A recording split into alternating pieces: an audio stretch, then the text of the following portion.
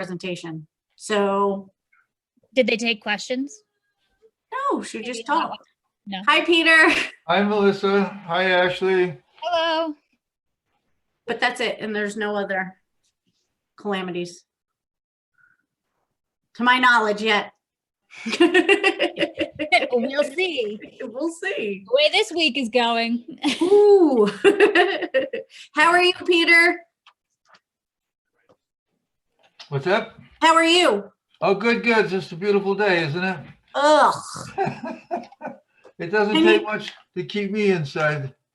Oh, Seriously. All day we've been like, can we just go back to bed already? It's gonna get worse overnight. yeah, so I hear. Yeah.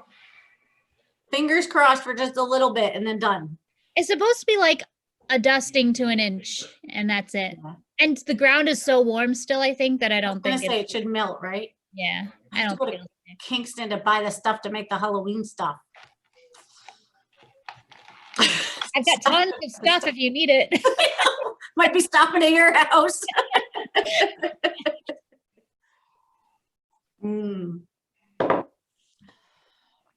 Peter, everything good? Yeah, everything's good. And thank you so much for organizing all Of course. the site visit ordeal. I'm sure it was just a beautiful day in the swamps. Yeah, me too. It's a good time to see where all the wetlands are. Yeah. After all this rain. Yeah. Yeah.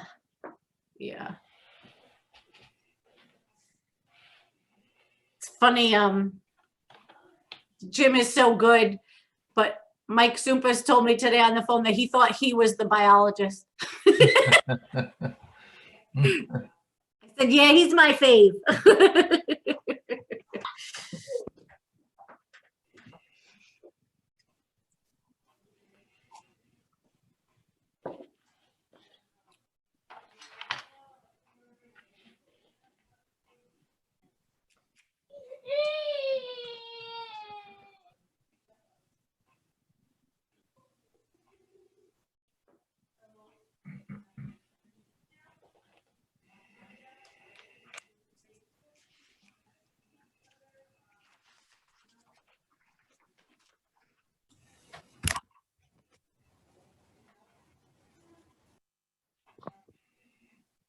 Hi, Ingrid. How are you?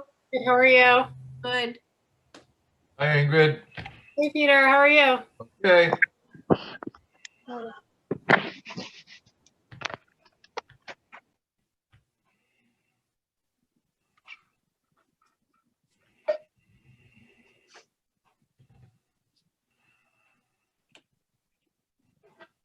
So Ingrid, I watched your YouTube link, Yeah? the first meeting that you did. Yeah. And there was one point where someone asked where there was water that dries up. Is it vernal Pool. Yeah. Sloan Gorge, Oh, just so you know. yeah, I don't remember every vernal pool. I'm sure. I was so impressed that I knew. I know that one at the Como property. And that one I'm here every day and I didn't know that one. So hi, Julia. Hey, how are you doing? Good, how are you? Very well. Good.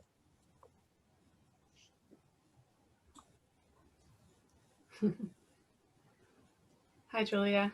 Hey, how are you? Good. So Peter, we went to, actually, we probably shouldn't discuss, I don't know, Tumpa's business. It was good. Nice and wet, I guess. It was wet, but it was resolved, I hope. Things are better there now. Seems positive.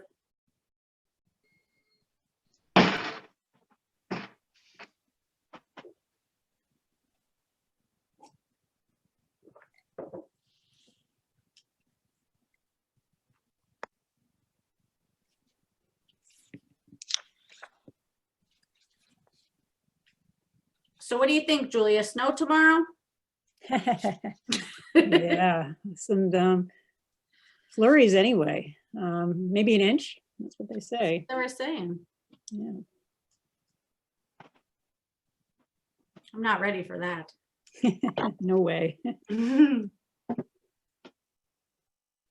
So Central Hudson says that with all of the leaves still on the trees, the ice on the leaves, I hope no power outages. Right. Hi, Ken. Hi.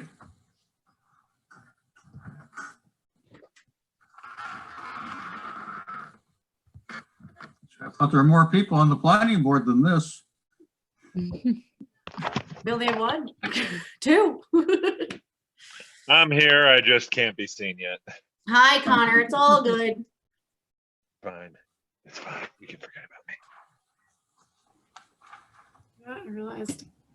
I meant to plug this in. Oh, Stuart's here. And John.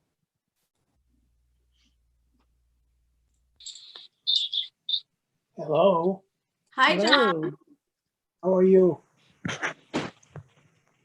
Good. How are you? Good. Good. Happy to hear. Hi, James. Hey, how are you? Good. How are you? Good. Hello, James. Oh, John, how are you doing? Good. Hi, Stuart. Hey, hello. How are you? Good. How are you? I'm good. How's Nitro this evening, James? Nitro's fine. Good. Nitro joined the planning board on Tuesday or Wednesday for our site visit. My big deaf coonhound. Nice.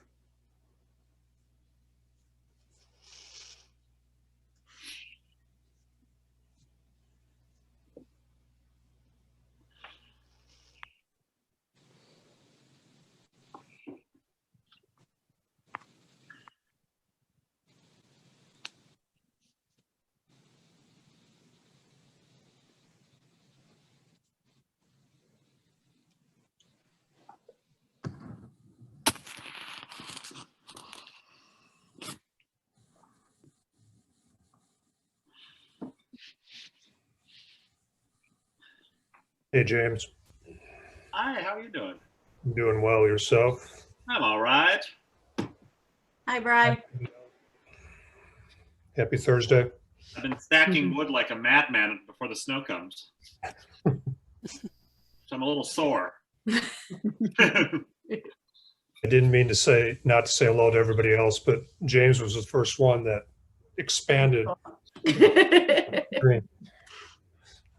Got the essence of James.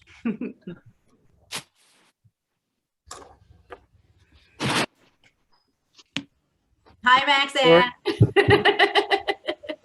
Yes.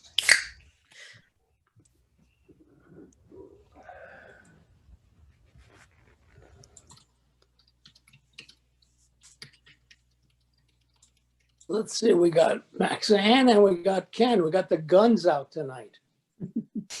Big gun. That Better reminds be me. safe tonight. Hey, Melissa, I was wondering, did I ever officially get some time in the workshop to discuss fine structures for the scenic overlay? Nope. Would it be possible to squeeze something in there, essentially a discussion around 260, 100? For tonight or a No, future? oh, no, not for tonight, for our next work. Of course, we can talk about that with Peter. I'm ready to help Connor. I sign up. Yeah. Yes, absolutely, Connor. That'd be great. We made some really good headway in the last couple of weeks. Before we get into it, since hi Max, and I can see you. You can't see me probably. But we made some good headway. We got some aerial photograph templates for site visits in the future that I showed the board. But we still want to talk about 260, 100 because I don't know if we discussed it with you, but the fines there are just way too low. In my opinion, they're too low for when they were written. If you have a few minutes, write up a little blurb so I know what to kind of put on an agenda, and I'll file it away. Next workshop, Peter and I'll figure out if it will be that one or the following. That'd be great. Thank you. Okay. Hi, Jim. Hi, everybody. Hey, Jim. Everybody enjoying their nice wet autumn day. Mhm. Hey, Peter. Hi, everyone. We do have a quorum, so I'd like to call to order the October 29th workshop meeting of the Woodstock Planning Board. And we have the minutes of October 15th, which if everybody is okay with it, I'd like to have them accepted on the record. All in favor of that? Aye. Aye. Okay. And so moved. So now we have under communications and announcements, we have a letter from the Woodstock Land Conservancy from Roxanne, who is present here. And basically hoping that the planning board would be able to keep to the letter of the laws of the Woodstock Wetlands and Watercourse laws. And I think I thank everybody who went out on the site visits in the dreary wet swamps to take a look at what we have. And I thank everybody for that visit. And I think you made great progress. And of course, we won't bring it up at this meeting, but when we do get to it, I thank you all for the visit. So for this workshop, we have the Natural Resources Inventory for the town of Woodstock. And this is presented by Ingrid Heckel, Conservation and Land Use Specialist of the Hudson River Estuary Program from Cornell University. And this is arranged by Julie Blelock from the Woodstock Environmental Commission. So ladies, I will turn it over to you. Okay. Thank you very much, Peter. I'm just going to say one or two more words about Ingrid. She, in addition to being with the New York State DEC and the Hudson River Estuary Program through a partnership with Cornell, she holds degrees in environmental biology and geography, and she worked previously for Hudsonia, which some of you will remember because she was the lead biologist for the Woodstock Habitat Mapping Project that was completed in 2012. And so with all of that, she has been the perfect person to lead the project, and we're very grateful. So Ingrid, you're gonna say a few words tonight and then we'll open it up to Q&A, okay? Yeah, thank you. Thank you for having me. Can I share my screen to put up the PowerPoint? Absolutely. All right, great. So let me do this and see if I can get this up here. Okay, are you seeing? We are. Let me just do this. Okay. Good. Good. Well, welcome everyone. I have been helping out the Woodstock Environmental Commission and along with some other town volunteers over the past year to develop this natural resources inventory for the town. And we wanted to give you a brief overview and answer any questions you might have about it. And also so I have about a 15-minute presentation. We can take some questions if you have any. And then I also have some examples of looking at the Como property at a parcel and just going through several of the maps to illustrate how you might use this tool. But before I start, just a little background. The Estuary Program is a unique non-regulatory program at the DEC established to help people enjoy, protect, and revitalize the Hudson River and its valley. And we take a watershed approach to that mission to achieve these many key benefits of a healthy Hudson and watershed. And so within the Estuary Program, I'm part of a small conservation and land use team that works with municipalities and land trusts and other partners to help conserve important natural areas across our region and incorporate consideration of those habitats into local land use planning and decision making. So to that end, we've been encouraging communities since we began this work about 20 years ago to follow this basic approach, which begins with identifying and understanding your natural resources, which provides a foundation then for setting local priorities that reflect your community's values and developing plans and policies to protect and manage your resources for the future. And the natural resources inventory is really the first step in that process. And a couple of years ago, recognizing that many communities didn't have a good inventory of their resources, we put together a guide on how to create an NRI. I use the term NRI for brief.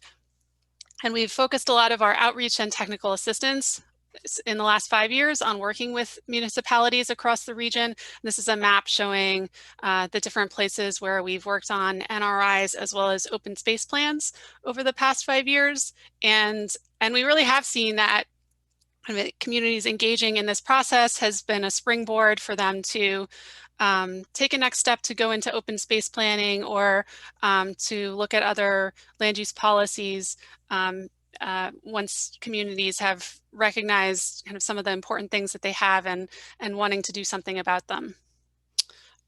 So an NRI is basically a compilation of various natural resource information for a community and typically includes information about geology and soils and water resources, habitats and wildlife, land use. Of course, we're encouraging communities to look at climate conditions and future projections right now. And some communities also include cultural resources like historic sites or scenic areas, recreation assets, but we haven't gone into that so much in this particular project because of kind of the way it was structured and the scope. So these are the folks that have been involved. I've been leading the project together with assistance from my colleague Nate Nardi-Cyrus at the Estuary Program. And the project came about actually initially by with folks from the town of Olive reaching out to us in interest to develop an NRI. And then I learned that Woodstock was also interested. And we reached out to the Ashokan Watershed Stream Management Program and Ulster County Department of the Environment to see whether our 3 programs together could assist both of your towns to develop one of these inventories. And we thought it would be a good opportunity for the towns to collaborate and that there would be some benefits to that. So Tim Koch has helped us and Ben Gannon from their respective programs. You know, as COVID hit kind of near the beginning of this project, so we didn't end up collaborating and working so much as an intermunicipal committee, but I think hopefully you've you know, made some connections in Olive as a part of this. We also had a lot of help from volunteers involved with, as I said, obviously the Environmental Commission, Woodstock Climate Smart Communities. Maxanne has been participating on behalf of the Land Conservancy, and of course Ken Panza and Jerry Washington have been a great support for the project. The goal is to create a unified reference for planning, designing, and reviewing new development. So your town has already done a lot of great planning and has many great references, but this project brings together all of that information that pertains to natural resources into one readily accessible document and set of maps. So that should hopefully make your job easier, so you're not having to go back to a couple of different reports and try to figure out where the maps are and so forth.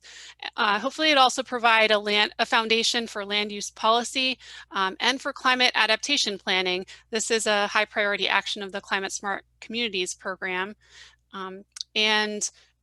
We hope that it will also be used as an education tool to cultivate stewardship of resources among town residents. Oopsie. So we are drawing from those prior plans and studies in the town, and this is a list of those. And we've tried to integrate all this information into the maps and report that we've been working on. So that we have put together 22 maps that are linked to currently from the town website. And there are versions of the maps that have parcel boundaries and other versions that are without the parcel boundaries, which should make it easier to look at these things from at a town-wide level.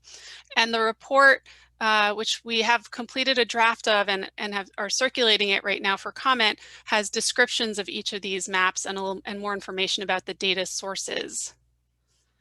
And so this is an important juncture in the project because we're looking for any input you might have, any recommendations related to the maps or the report before we finalize these and complete the project. And we're hoping to wrap it up by the middle of December.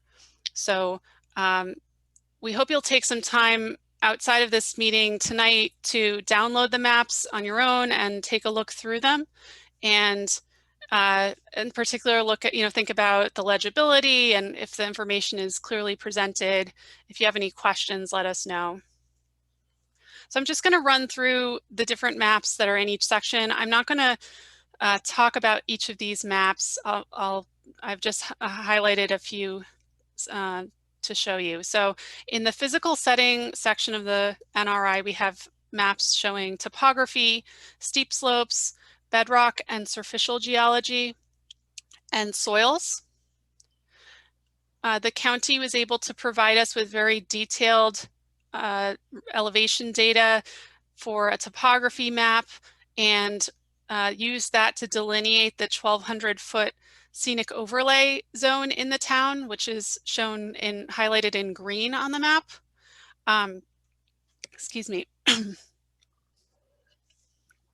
So these maps, because they're developed at a town-wide level, they are large format. If we are going to print out a set of the maps for the town they're roughly 2 by 3 feet, I think.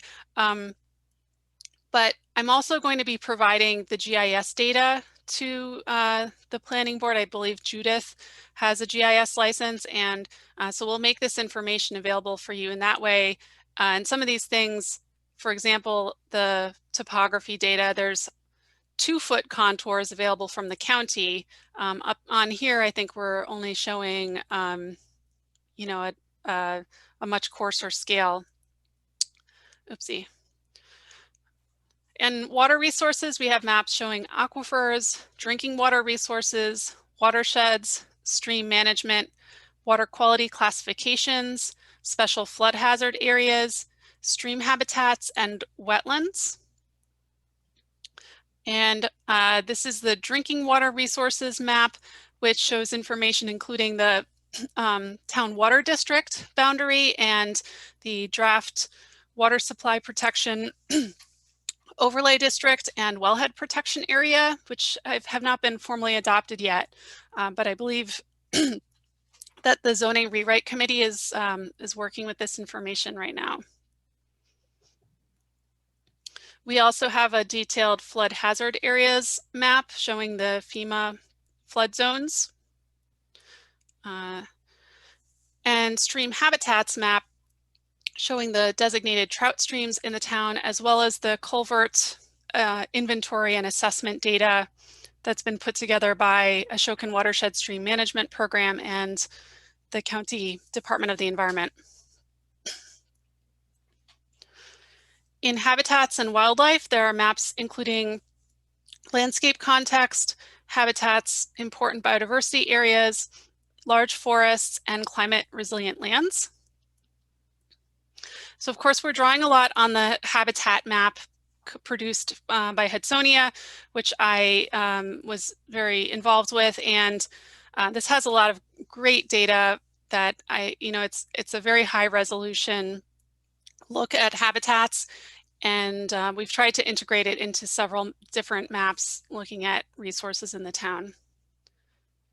So we definitely encourage you to continue going back to this map and to the report that goes along with it.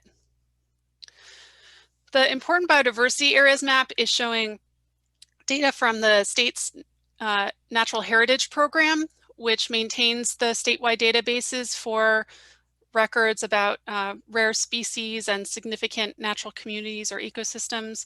And so this is a map that focuses on that state level biodiversity data. And so the forests in the northern part of the town, a lot of those have been mapped as significant, state significant examples of these forest communities. And then there's some hatched overlays that indicate important areas for rare animals that have been documented in the town. And these are based around the known occurrences and the predicted habitats used by those populations of those species. As you know, there are timber rattlesnakes in the town that are quite far-ranging. So those account for some of these. There's also important bat foraging habitat for Indiana bat and I think northern long-eared bat that are, they travel from hibernacula that are in neighboring towns, but they'll use forest habitat in Woodstock probably during the summertime. You're probably familiar with those, the restrictions related to those. But these areas are a good kind of if a project is located in these areas, it's a good indication that you should reach out to the New York Natural Heritage Program to find out more about what might be located in or near the property. We have information about large forests, and this is a new data set that we developed with the New York Natural Heritage Program, where we evaluated large intact, unfragmented forests across the Hudson Valley region and scored them according to a number of different values and kind of ecological criteria.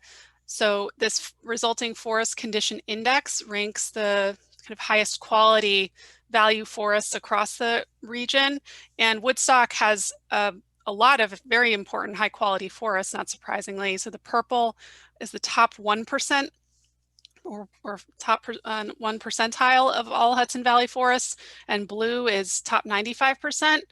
So that's just giving you an indication of some of the very high quality forests that are in the town. There's also a hatched overlay where we depict what we refer to as core forest, the interior forest habitat that's at least 100 meters away from the edge of a road or development. And lastly, in the land use section, there are maps for agricultural and forestry resources and conservation and public lands. And this map on the right shows properties that have been are either publicly owned by the state or by DEP, and other lands that have been protected like through conservation easements, lands that are owned by Woodstock Land Conservancy, and lands owned by the town.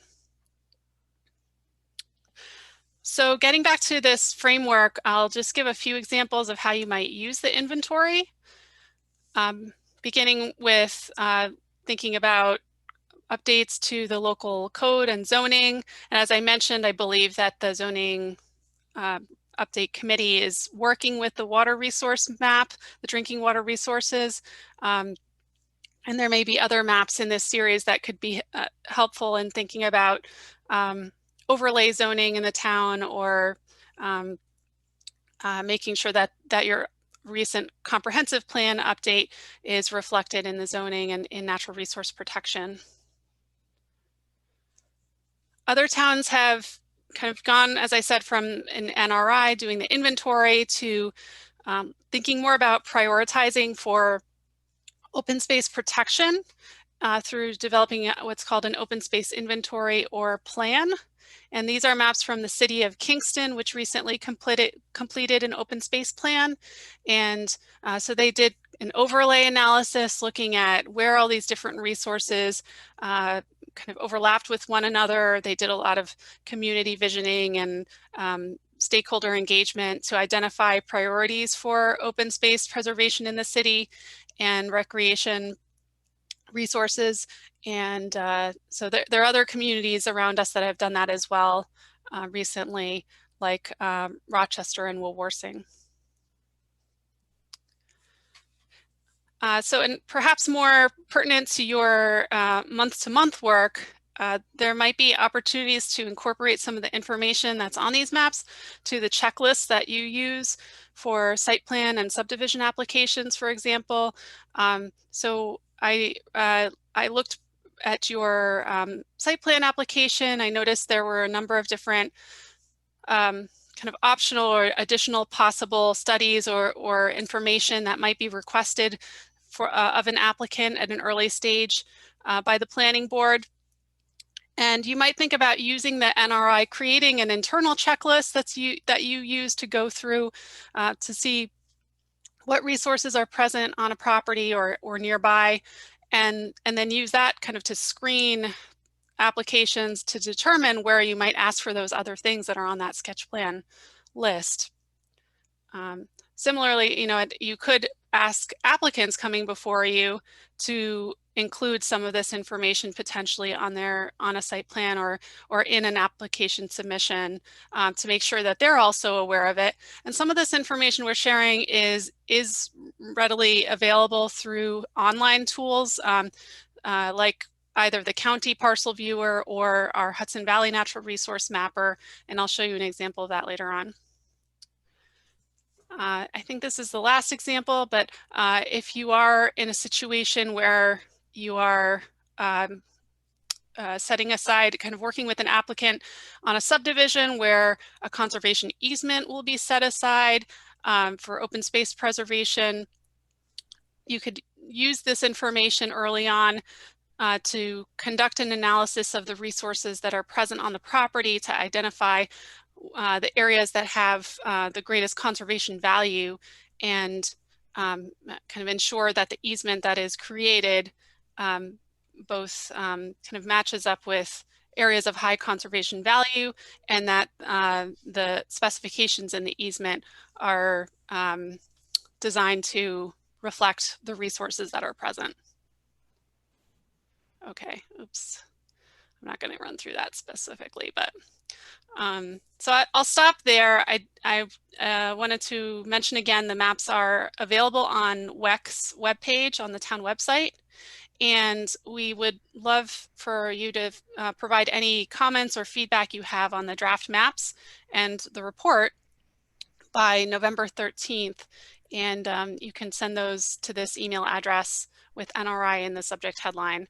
So I'll stop there. I do have some extra slides if after some Q&A, if we want to just Ingrid, run through. I want to tell you, I watched the YouTube that you had done with Julia, and I have used the maps already with conversation between me and the CEO about properties. And I was like, wait, I know a resource I have, and literally went to WEC website on the town and pulled it all up, and we were looking and pointing. And then within a half an hour, I found that it was sectioned by parcels. And I was like, oh, this is such a wonderful tool for me. That's great.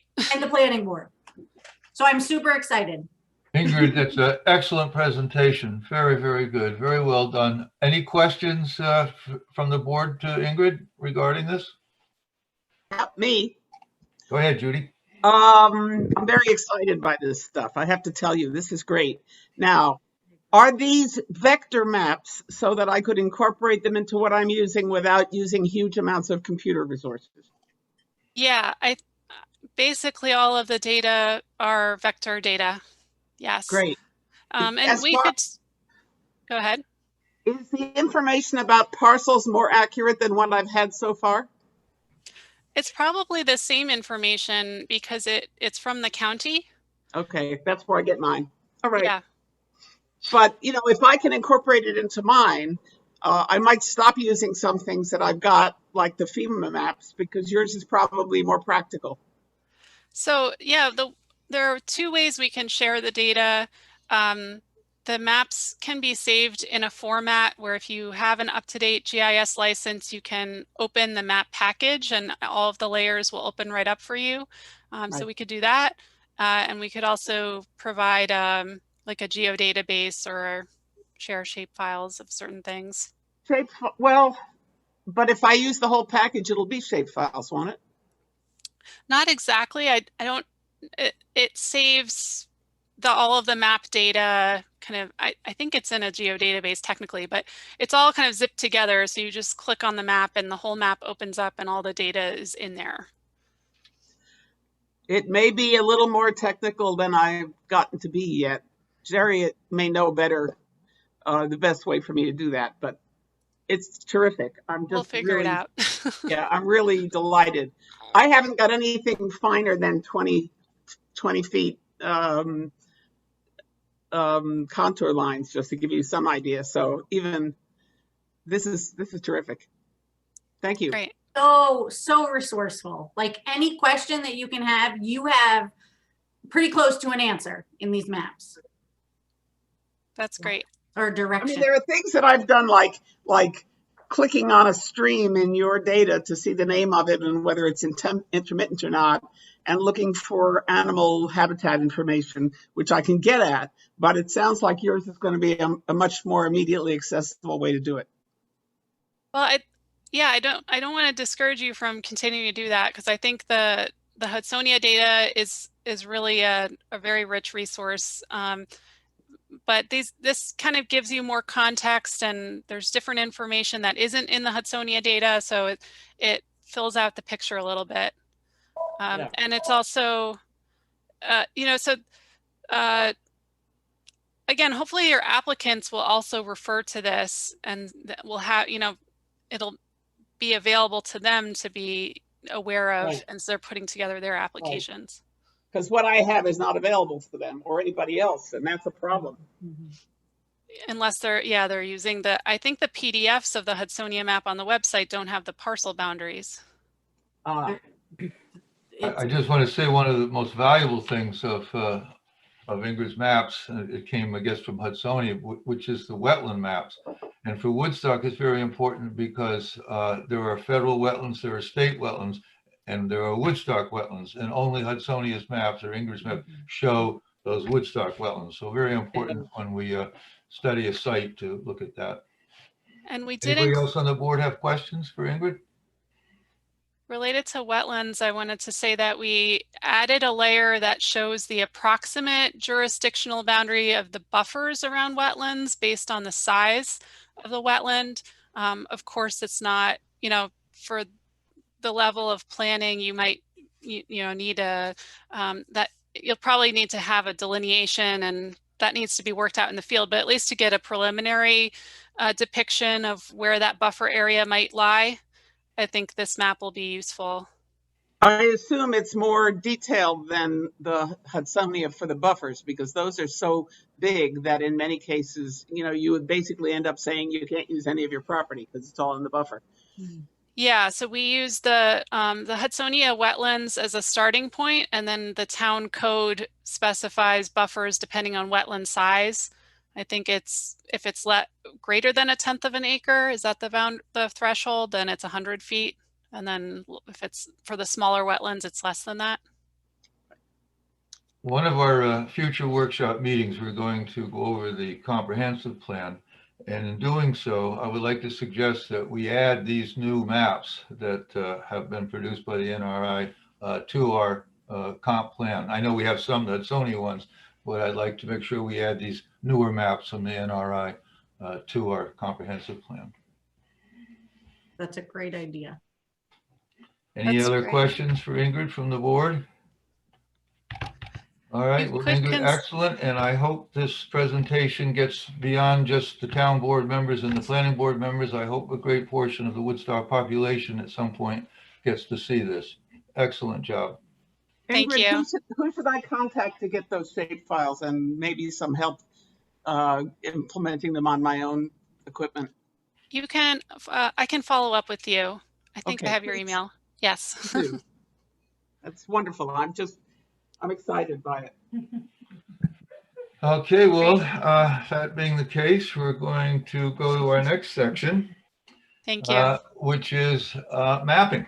And what this is what we want to see on a presentation of a plot to the planning board for either lot line revision or subdivision. So I'm going to try to share the screen here, if I can do this. Right there, the green. Let's see if I can do this. What I want to get.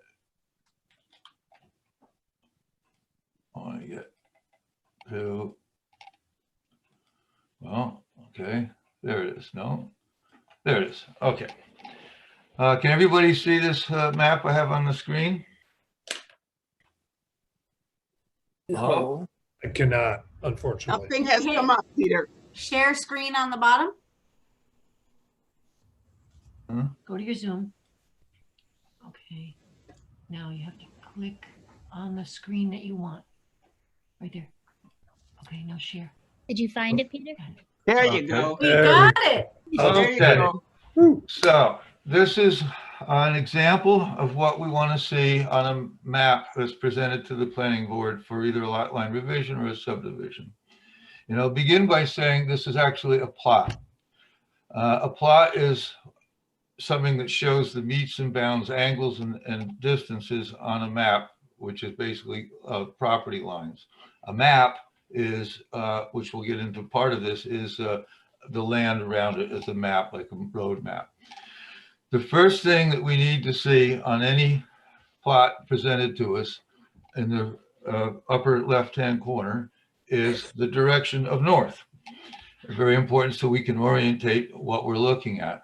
There are several norths. There is a magnetic north, which rotates in goes variably around the North Pole. Right now it's about 15 degrees off of true north, and it's moving quite rapidly. Then there's true north or grid north, which is New York State grid condition, which is again true north. So that's described up in the corner and left-hand corner, so we know where north is on a map. On the right-hand corner is what we call the location maps. And this is so we know where this property is in the town that we're looking at.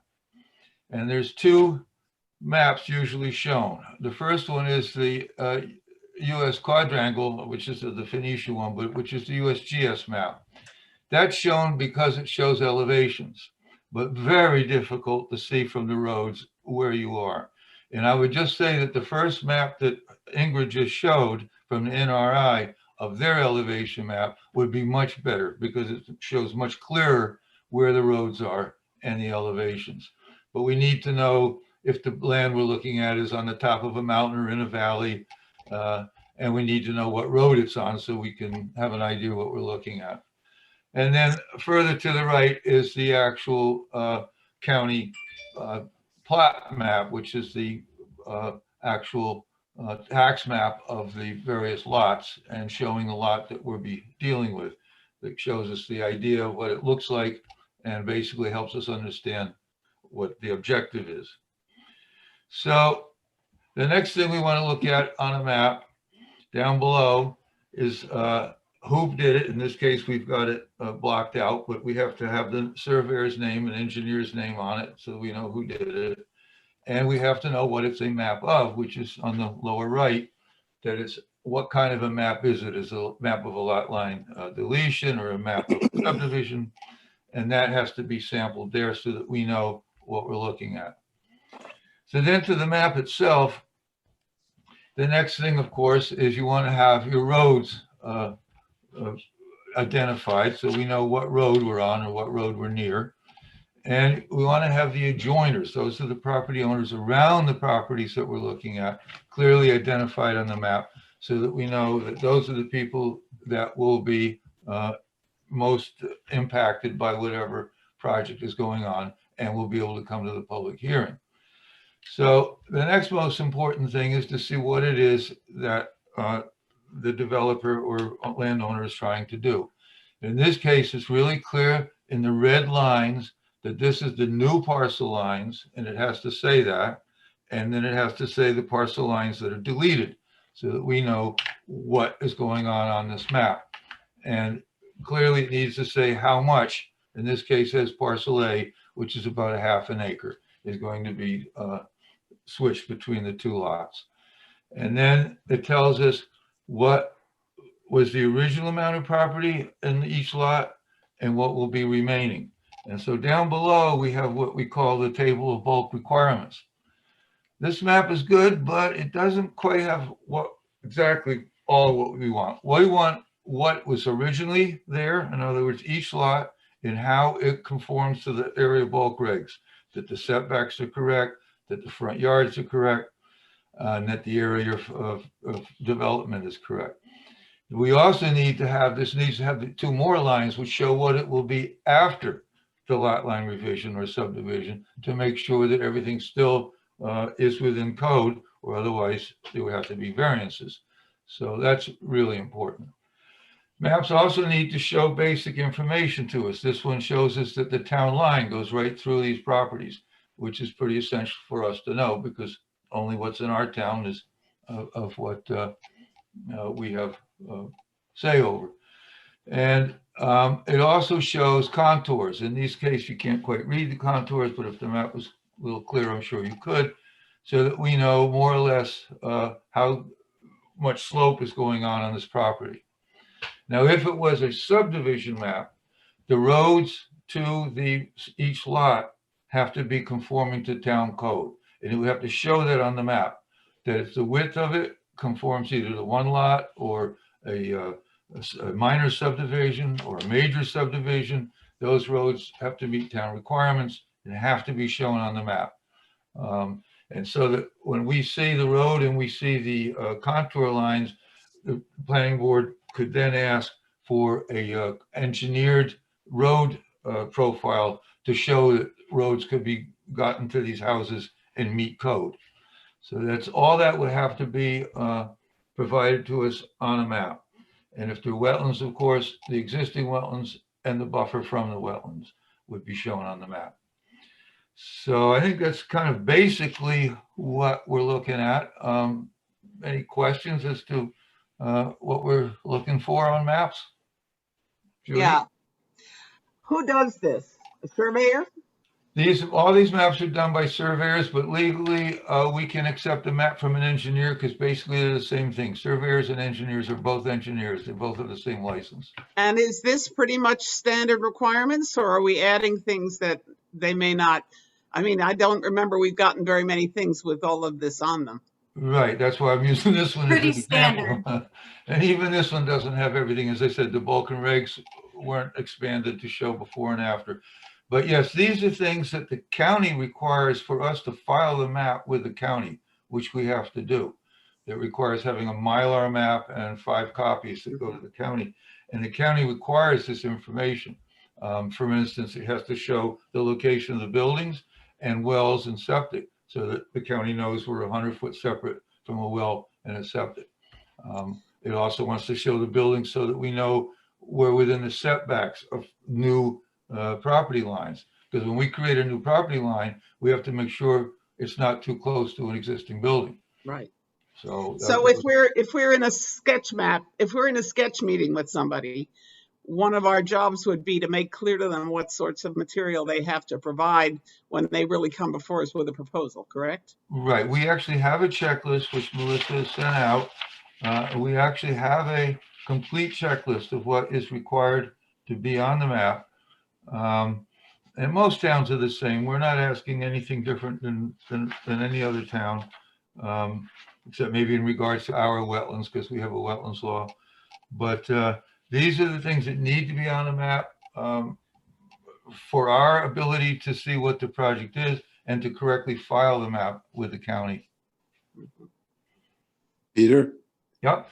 did you say that this is a plot or a plat? What's the A third? plat. This is a Plat. plat, which is, in surveying, we call it a plot because we plot the bearings and distances. The old style used to have plotters on a work table. Now we do it on computers, but that's how it got to be a plot. But this is called a plat. Yeah. They're very close. A plat and a plot are very close, but a plot is what a surveyor produces. And up in the right-hand corner is a map of where the plot is. But there is this technical term when you're laying out a subdivision or a township and you talk about platting it, which really is specific to the fact that it's being laid out as land. In the beginning processes, I always call it a map or a site plan. And then when we're making them official, I call them plats. There you go. But that's what we need to see in order to make informed decisions. We need to know whether there's reason to send it to the county. And so therefore it would need to show for 500 feet from, county roads or whatever that sends it to the county. These are the things that we need to see to go out into the field with. So when you do field inspections, when members of the board go out, we have a map or a plat that we can actually see what is being proposed in the field, as you saw in the one on Chestnut Hill. So does anybody else have any questions on what we need to see? I know we get a lot of applications where people draw a little sketch on a piece of paper, which for a preliminary show to Melissa as to what's going on, that's great. But when it comes before the board, we need more information to make decisions with. I guess that's what I'm thinking, Peter. And first, thanks for presenting this. And this is very informative, but you're right. We see that often. And usually what I do is defer to you or somebody that has more expertise. And I hear you asking certain questions. Right, and when we review real subdivisions, and we get more into roads, and roads have to have certain radiuses, they have to have certain width of traveled way or carriageway, as we call it, and they have to have certain slope restrictions. Right. You cannot go over certain slopes for certain distances in order to be within code. All that has to be on a map, and if we question it, then we can actually have an engineer give us the road profile to see that it meets code. Now, the planning board does have the right to waive down certain rules when it comes to driveways and minor road in subdivisions.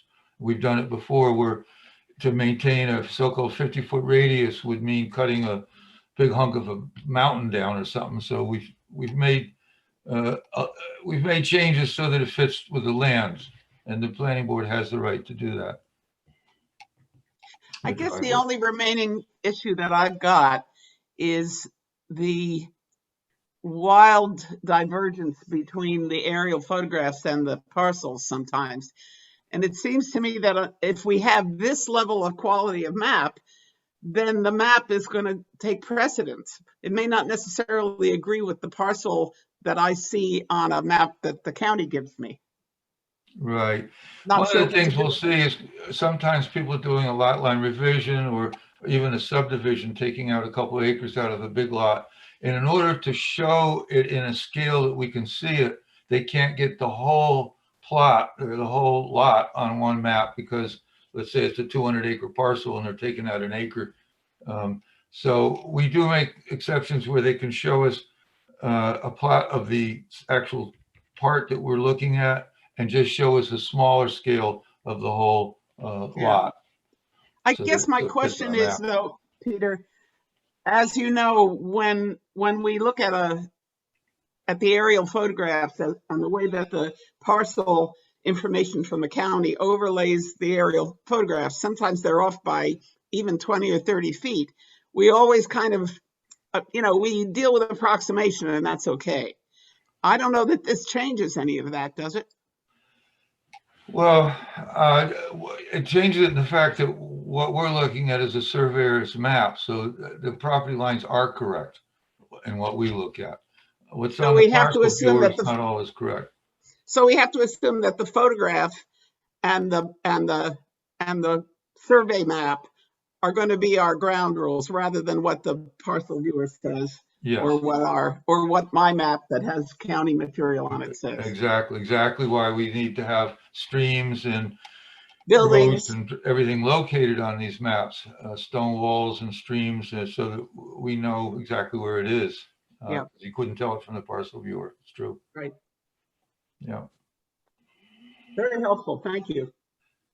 So I don't know if anybody else has any other questions, but as I mentioned before, it's all up to you to weigh in on it. But I would like to suggest that our next workshop be the comprehensive plan, that we review it, because it really affects our decisions on big issues. That's a good idea. Yeah, I concur. So does anybody on the board have any questions? I know Connor brought up, he wants to bring up an issue at the next workshop also. So that's Hey guys, can you hear me okay? Yep. We don't have to get too into it tonight. I did want to speak about it more at length as soon as we have the prearranged time, but even seeing those maps today was really, it kind of shook up, some ideas I have in terms of how we might delineate the process. But basically what I'm getting at is, if you did take a quick look at 260-100, you'll see that pretty much outlines the fine structure for, excuse me, someone just got home, for cutting or going outside of the bounds in the scenic overlay, and it's very low. Even if we were to adjust it for inflation, I don't think it would be a strong enough deterrent. So what I wanted to talk to you guys about was essentially coming up with verbiage to describe and potentially pass on as recommendations a fine structure, something along the lines of, for when the applicant either does not essentially opts out or does not participate in the discussion of the remediation process, if they stop the remediation process midway through, or if they fail to adequately remediate, whatever we come up with in good faith, then what I want to essentially express is how do we feel about implementing daily fines? Now, I've been talking to some people about it, and like the DEC I found is about $1,500 a day, and that's a lot. So I think it obviously needs to be done on a case-by-case basis, but I'm just wondering.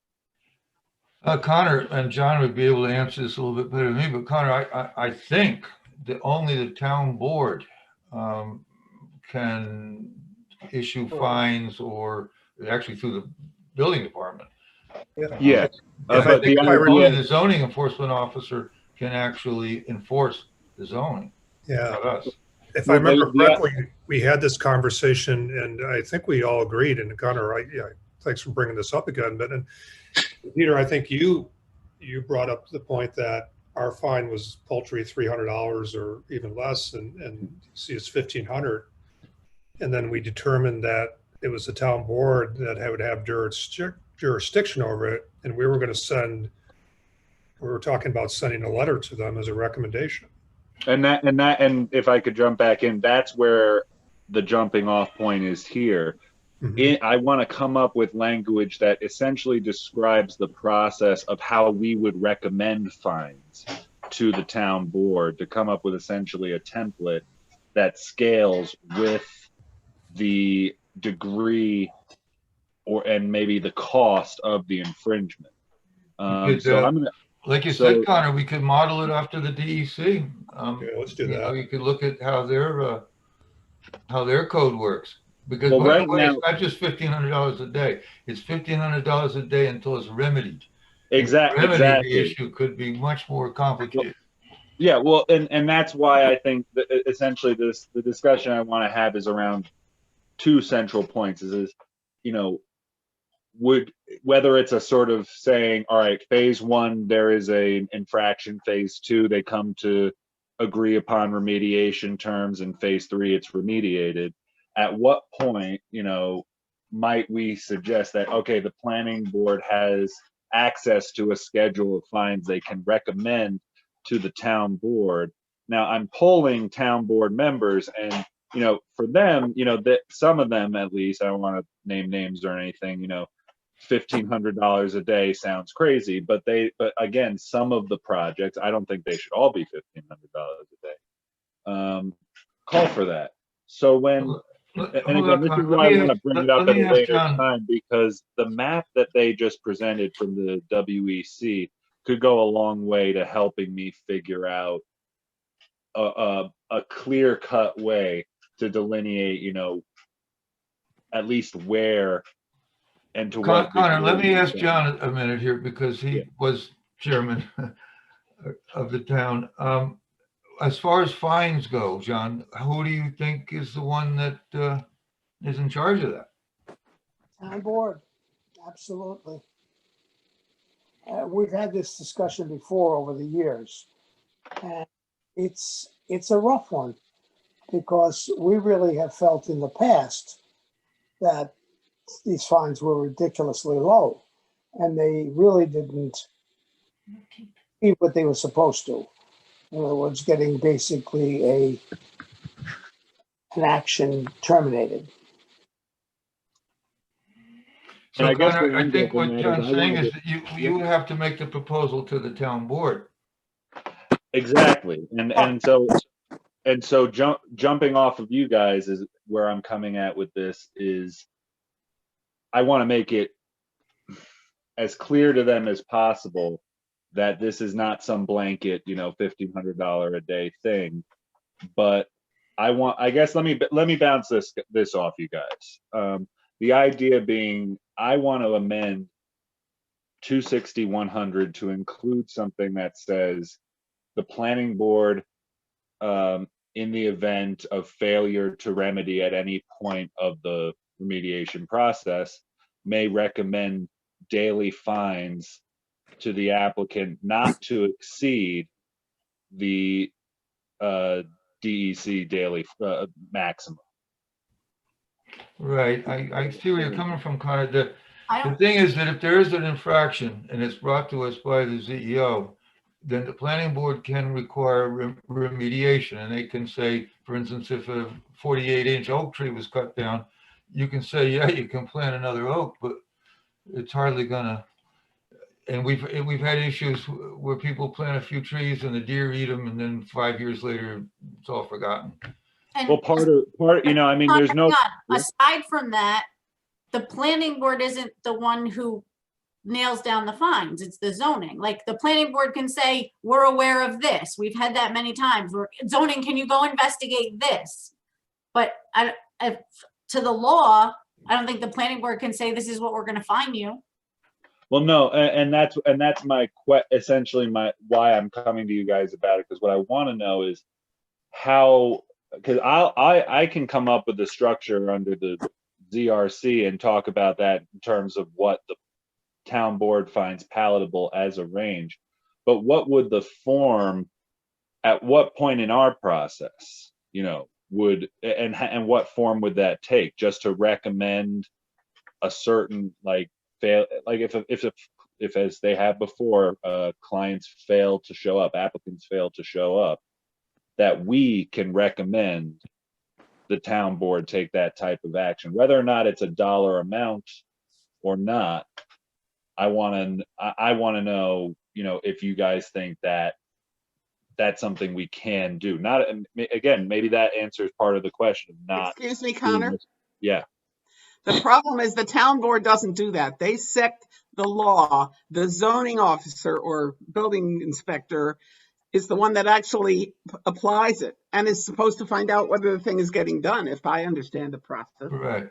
So like when in the scenic overlay, when we approve a site plan and we say, this is the envelope for the house and the septic and the tennis court, and we make a line around that and say no other trees can be cut without permission from the planning board, that the only one that can enforce that is the CEO.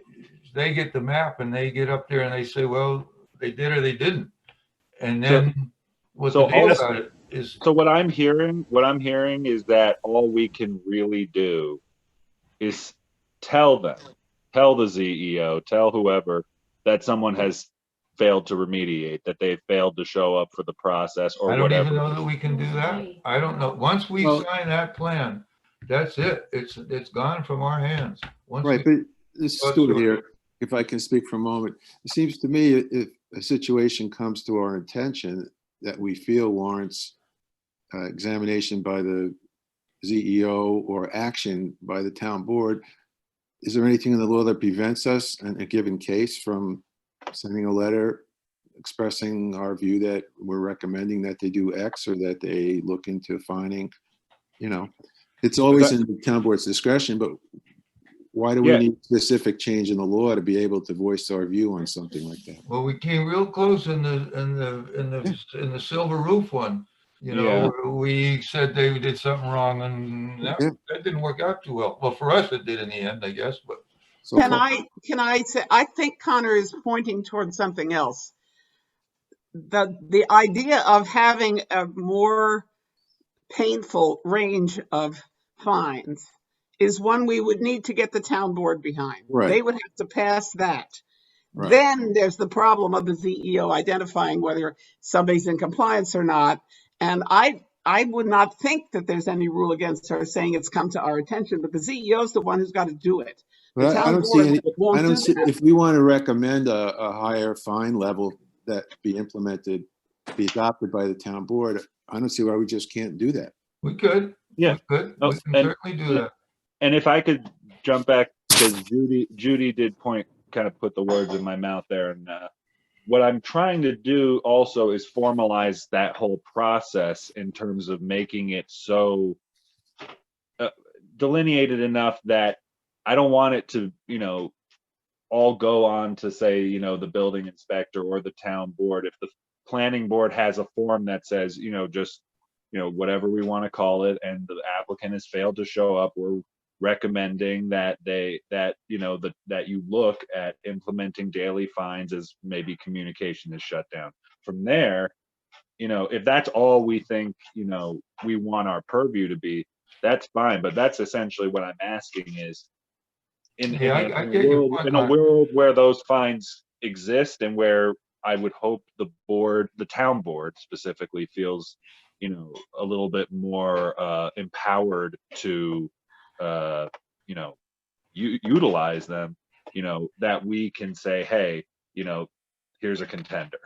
Can I ask a question? Normally what happens in these issues is that it's a neighbor that complains that the trees have been cut so the house is exposed, or somebody put a road in a well. It usually comes from a neighbor's complaint. That's how the DEC gets their information. And then from there, it goes through a process. May I ask a question? Or maybe this is an assumption, that's a question.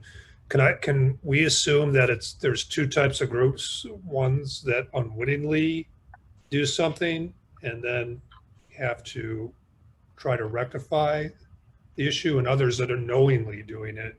Very good point. Very good point. And you're right. Quite often, if someone buys a house on a scenic overlay or builds a house on a scenic overlay, and we give them a map and we say, this is what you can clear and what you can't, and 10 years later they sell that house, and the new buyer is unaware of the map or unaware of the agreement and cuts trees, it's true.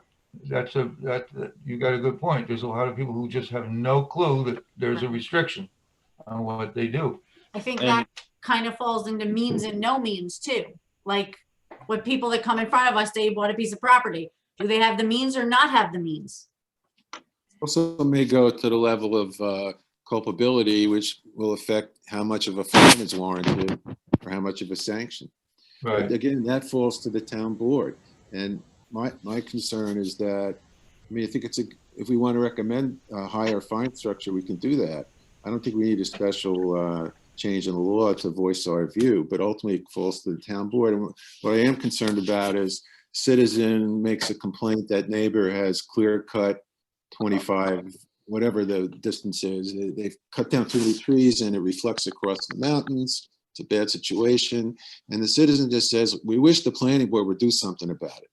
So, they, for whatever reason, they don't realize that we don't have any enforcement power. So it would be nice to be able to push that enforcement question where it belongs and not have it on our desk. You got a real good point. So the thing is that, ignorance of the law is no excuse. And that if people own a house in the scenic overlay over 1,200 feet, it's an outreach program that we've tried to work through the town, through the papers, through Ingrid, what she's doing is to inform people that there is a scenic overlay and there is a wetlands law.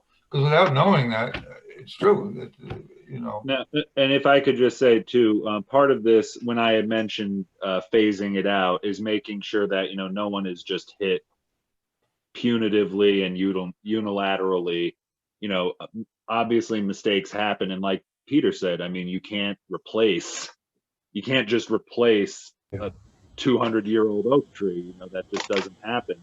So the idea is that, a remediation will, if a neighbor comes and makes a complaint, the idea is that after that neighbor has been contacted and has either agreed to remediation that he failed to, or, you know, neglected to actually implement, or in the case that they never show up in the first place.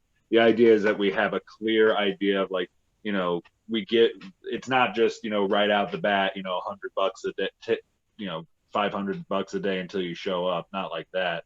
But I will tell you, having those, and again, I'm trying to put a cap in this. This has actually been very helpful for me. I'm writing stuff down right now. But, you know, having these fines in place, I think, would go a long way to making people less ignorant of the There's law. one other thing, Connor, that can be done. And that goes back to our map presentation a while ago. On maps and subdivision maps and just, you know, survey maps, you can show areas that are to be protected. And that goes right on a map, and that gets filed with the county. And it's quite often that people will make a subdivision, but they have an area that's protected. No trees can be cut as a buffer, but it's a legal buffer, and it goes right on a map, and it gets filed with the county. And, you know. To add to that, Peter, you're right on the money. And just have something in the actual deed. Right. That reflects that prohibition, or that something that the new owner has to, it's an alert to the new attorney. As well as, I think, maybe as far as changing any kind of structure when it comes to the enforcement and presentation of any kind of a fine structure, I think we ought to talk to John Lyons. But this is a very old issue, and it's been a thorn in our side for many years. Agree with you, John. It could be right in the deeds, you know, that this is a scenic overlay. A portion of this property is at 1,200 feet. Hi, Judy. Is that something that a title search will turn up? Yes. Yes. Oh, yeah. That's A real one of title the search. places for education It of the would show an buyer. easement. If there was an easement on the property to perfect clearing, that easement is a meets and bound easement and is filed, correct? And any good real estate attorney is going to notify that prospective buyer that there are provisions in that deed that prohibit certain activities. All right, Connor, I think we got your idea. Sorry, go ahead. We got your idea, Connor, and we're still pursuing it to protect our scenic overlay. And it's the same with the wetlands, that they need to be protected. The wetlands are by maps. They're delineated by a delineator, so you have an actual boundary of a wetland. And I think what you're trying to achieve is the same in the scenic overlay. When we permit development, that there's restrictions put on clearing beyond what we've permitted. And I think we can look into a way that we could include that on a map or in a deed. And then I go with the rest of the board if we want to put together a recommendation to the town board that going of infraction into these areas should require higher fines. Yeah, and well, I guess it would be nice to have your guys' endorsement on the ZRC bill when we come up with the formal language. I'll run it by you guys again.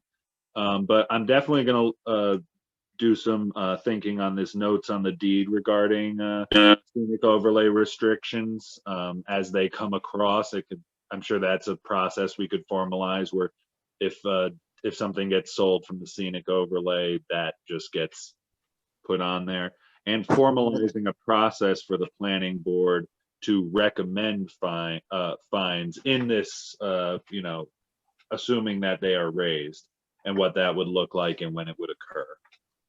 So can I weigh in on this for 1 second? Because put my lawyer hat on for a minute, covering my flashlight up here. I was waiting for that. The question in my mind is, how does that restriction get put into a deed? Because a deed is ordinarily between a private seller and a private buyer. So one of the ways that it might get in there is if they have to first come to the planning board for an approval of a development in the scenic overlay or some kind of work to be done, we might make it a condition of permit approval that we get a recordable condition on record and we'd have to talk to John Lyons about that, making it of record that there can be no clear cutting or whatever the restrictions are, so that when the title search is done, it will pick it up. And it will be, specific to the, I really that would lot. So, suggest but that we, it's got to be put on record. It just doesn't appear in a deed unless the parties put it in there. So if we have a vehicle to get it on record, then that would be helpful. Peter, John? can we please refer this to John Lyons? Because this issue's been kicking around for years on how we do this. And rather than trying to reinvent the wheel, I'm sure that he's had experience. And Woodstock's not the only one that has these kind of restrictive zoning. And all we need is a vehicle so that we can enforce it. Great. Yeah. So I suppose Melissa, for whenever we can get this, whether or not it's a normal meeting, because I know our normal meetings haven't been as busy, perhaps maybe we could schedule some time with John Lyons to discuss it and work around his schedule. How do we pay him? Good question, Stuart. Are you saying, Melissa, there's no money? Who pulled it? I think it has to be approved by the town board to utilize it. That. Well, you got some more to put in your letter to the board then, Connor. Connor, yeah. All right. All right. You gotta put a little My financial point was, input. I get calls all the time. People want to buy property. Woodstock, hello. The phone rings off the hook. The first thing I say to them is do a title search. But the Good title for you. search won't necessarily pick up the scenic. I know, overlay. but it's a Will place they to look at start. what's in the title? I mean, a lot of lawyers out there are not going to be concerned about our zoning. They're really not. All they want to do is just get the transaction done for their client. And So- ditto the realtor. It's us being able to, or require us to have permission from the town board in order to spend money that's already in our budget. That is pure BS. Yeah. But it's our BS. We have to deal with it. Someone's dumped it, right? I thought, if I may, I thought last year when they moved the budget out of our purview or management, that it was done just for efficiency. What I'm hearing, that it was done for control. Of Yes. course. So how can we get that back? Well, if you There's want another to conversation. run the finances, you got to get on the town board. Working on it. Could call on a, That we've had that issue with. How about every member of the town board of the planning board signing a document addressed to the town board to specifically correct that problem? Because we can't be hamstrung like that. It's not fair. And in fact, it's really, it's something that I'm sure the press would love to know about. Yeah. I didn't know there was still a press around here. It's become the New Paltz News, hasn't it? well, not necessarily. But to Stuart's point, I think that when we do a site plan, that we can actually have that site plan attached to the deed, filed with the deed. Yes. What deed though? Often the deed is already on, they already have the property, now they're looking to develop it. So there's no deed that follows. But there's addendums. I see lots of deeds where there's an addendum to the deed. I see it all the time. Okay. You mean require them to add it to the deed as part of a condition Yeah. of a. Put something on record as a condition of filing the approved site plan, right? Is that? Remember, at the ZRC, we're addressing the whole zoning law. So, if we can get it in at any phase, not even just ours, I'm open to suggestion to pass along so that it's, doesn't Well, have to all fall on us. It's a good point, Connor, and we'll continue working on it. Well, thank you. I've got a lot to work with just from this conversation, so I appreciate it. All right. Connor, Anybody, Melissa, you've got anything to Just add? make a motion to approve credits for Stuart for attending a webinar. Just All in quickly. favor? Aye. Okay. Somebody second it. Second. Second. Now all in favor? Perfect. Aye. Aye. Melissa, Okay, do well, you have entertain all a of motion to mine? adjourn. I think so. You can check with me, but I think so. So Hey, moved. Connor, would you stay on for a sec? Yeah, for sure. Okay, the rest of you, thank you very much, and I'll keep you everybody for your site presentation. visit there was